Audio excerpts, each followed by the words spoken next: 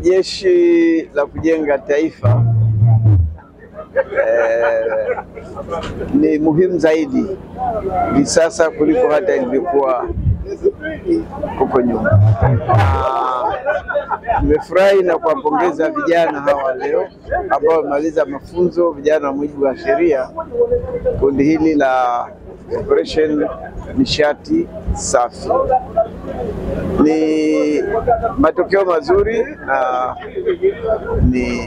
nipongeze serikali awamu ya 6 ya Dr. Samia Suluhu Hassan, rais wetu, kwa kuendelea na programu hii ya mujibu wa sheria kwa vijana wetu na vile vile kwa wale wa kujitolea.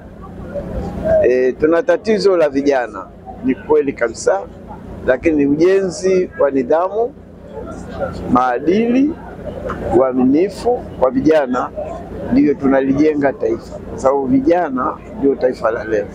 Kila nchi inayotegemea vijana katika ujenzi wa taifa. Vijana hawa wataenda vyuo na baada ya vyuo wataenda kwenye taaluma mbalimbali, na walichokipata hapa ni kikubwa. Moja, wameunganishwa. Pili, wameweza kufanya kazi kwa kushirikiana, ambayo ni moja ya mafunzo wanayofanya hapa. Tatu, wamepata stadi za kazi, lakini pia wamepata mafunzo ya ulinzi wa nchi yao. Ndio umuhimu mkubwa ambao ninauona hapa, na ninaomba wazazi daima waruhusu vijana waje kufanya mafunzo haya. Vijana hawa wamefanya na wameonyesha mfano mzuri zaidi kwa wenzao. Niomba washiriki mafunzo haya. Mzazi yoyote yule alete mtoto hapa, ataona tofauti kati ya watoto waliokuja na wale ambao hawakuja kufanya. Tofauti ni kubwa sana. Asante sana.